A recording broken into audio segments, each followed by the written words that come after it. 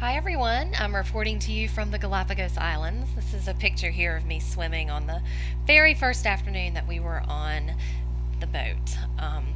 This is our boat. It is a 105-foot schooner called the Beagle, and I was miserable the entire time. Note to self, if you are seasick, don't book a cruise on a 105-foot schooner. Our rooms were below deck, and so it had the feel of like walking into an airplane and just like sleeping in an airplane for 7 solid nights. It was rough. I really hated going down into my room because it was just breathing this stale air. I was lucky because I was at the back of the ship and I had 4 windows, but I kept the curtains closed the whole time because looking out the window made me sick. Thank goodness for 2 other passengers on board. They were Canadian and they came overly prepared for seasickness, and they had these patches that you put behind your ear that they shared with me, and these ginger tablets that I chewed on, and that really helped. So I wasn't completely miserable the entire time, but yeah, I pretty much hated being on that boat. Anytime we had free time, we got to grab a book and snag a place on deck and read and just enjoy the sun and the fresh air, and it was just great. And this is our guide, Patricia. She was absolutely amazing. She knew so much. She's been on the Galapagos Islands for 18 years, and she's from Switzerland, so she speaks Swiss, she speaks fluent Spanish, fluent English, and she speaks some French. And every night when we were around the dinner table, she would come out and give us a briefing of what was going to happen the next day. And she would kind of draw on the map where we were going the next day. So this is the final drawing of where we had been throughout the entire 8 days. So I'm going to start you off in Las Bachas, and it's a beach. If you look straight in the middle of the Galapagos Islands there, you see Isla Baltra, and that is where we landed. That's where the airport was that we landed in. And how about Go USA? During the World War II, the United States had a military base in the Galapagos Islands, and they are the ones responsible for constructing the landing strip that is still used today. However, the bad side is when the U.S. left their occupation of the Galapagos Islands, they left their barges and everything, and so now they are leftover remnants in the area. So that's what these points sticking up are in the sand. That's leftover barges from the U.S. military. The first animals we saw were these Sally Lightfoot crabs, and they were everywhere on every island we went to, and I just loved them. I think they're so striking against that black lava rock. But when they are juveniles, they're black, so they really blend in with the rock, so you don't have to worry about they don't have to worry as much about predators finding them. But I asked my guide why the older ones turned red, because wouldn't that be attracting predators to them? And she said that that red is often a poisonous color in nature, and so predators will just naturally stay away.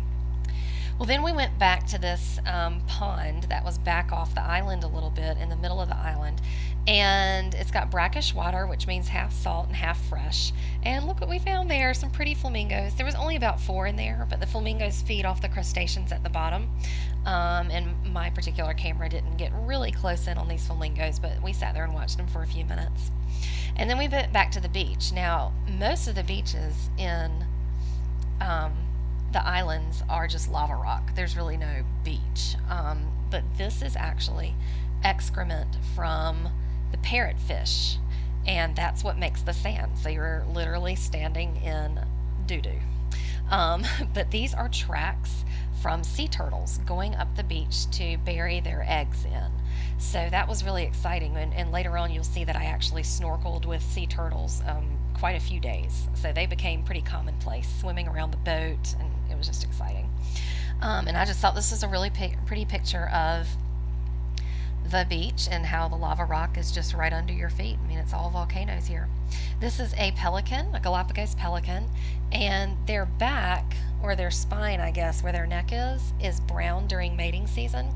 And so it was mating season, and these birds were all over the place, just diving into the water, catching fish, or hanging out, getting warm. And oops, here we go. We stumble upon our first iguana. Now, iguanas came pretty commonplace as well. There were some islands where they were just hundreds of iguana all over the place. But this was the first little guy that we saw, so he's significant. And here's my Where's Waldo picture. See if you can look at this picture and find where the iguana is. Yeah, he should be in the middle of the left-hand side of this picture. And he blends in pretty well to the terrain. And like I said, or like I wrote, you're not allowed to touch the animals, but they will just carry on around you and just walk around you and just, don't mind us. And here's another picture. You can see the iguana tail track going down to the lagoon, and those iguana tail tracks are just everywhere. It's really neat to see because you could tell where they had been. And here's a sandpiper, exactly like what you would see in North Carolina. And this was my first blue-footed booby sighting. Yep, that's a dead blue-footed booby just in the middle of the beach there. And you don't see dead animals everywhere, but the guides and, they don't clean it up. It's very natural. Whenever an animal dies, they leave it where it is and it decomposes on its own. Okay, so that was our first afternoon, and then we started our navigation for Isla Genovesa. And that was an overnight navigation, and it was really rocky that first night. Several of us didn't sleep very well. We woke up through the night to the boat just tossing and turning, and there were a couple of times where I seriously thought we were going to capsize, but of course that didn't happen, thank God. So you can see on this map here where Isla Genovesa is. It's at the very, very top, and we went to two different places there. The first place we went was Prince Philip's Steps. We had to climb up these steps, which there weren't that many, but they were pretty steep. And then we went to Darwin Bay at the end of the day where we saw some sea lions. So let me start with Prince Philip's Steps. We went up on top of this hill, and this is what Galapagos Islands looks like. It's just rock. And you go up to the top, and we saw a bunch of birds. I'm sorry. First we saw these seals. You got to look really closely and see if you see the fur seals. Fur seals tend to hide in the shade on the rocks, whereas sea lions tend to be on the beach. And you'll see in some of my future posts where I've got some sea lions, in this one as well. And these were the steps that we climbed up. And then when we got up there, here we go. There's a red-footed booby right there. It was really exciting. And then you see here is a frigate bird. This is a juvenile frigate bird, and most frigate birds, their heads are black, the male and female, but the juvenile birds have to sit there all day and wait for their parents, whatever, to bring them food so that they don't overheat. They have a light colored head, and so that's how you can tell if it's a juvenile. And then here is a red-footed booby up here in the tree. It's so pretty, just hanging out. We didn't faze him at all. And this is what the terrain looked like on top of this island. Very science fiction. Most of the Galapagos Islands just look like something completely bizarro out of a science fiction novel, and you'll see more of that later. And then these are the steps that we went back down to get to the shore, where Miguel would come and get us in the dinghy. And so we would have to dock pretty far out because there's rocks and everything up close to the bay. So we would dock far out, and then Miguel or Vicente would come and get us on the dinghy boat and bring us into shore. So after lunch we went snorkeling, and oh my goodness, I was totally unprepared for what we would see.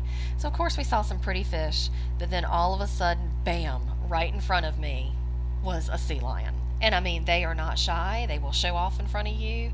He just dove right down in front of me and started swimming around, and I managed to get these amazing pictures.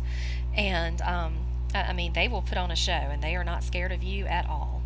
And this right here, the lobster, oh my gosh, I don't think anyone on the trip saw a lobster the entire time. So I was really lucky, and my guide Patricia happened to be right beside me snorkeling, and even she looked at me and said, "Oh wow." So it was this huge lobster, and like I said, we're not allowed to touch the animals, but I seriously thought about catching this thing with my bare hands and taking it to the chef so he could cook it for us for dinner. But that was the only time anybody saw a lobster the whole time, so that was a pretty neat finding. and then some more beautiful fish. So that afternoon, we went to a place called Darwin Bay on Isla Genovesa, and there we saw sea lions just Here's just a little hanging baby sea out. lion. This is a little Chilling baby out, sea stretching lion, out. just not bothered by us at all.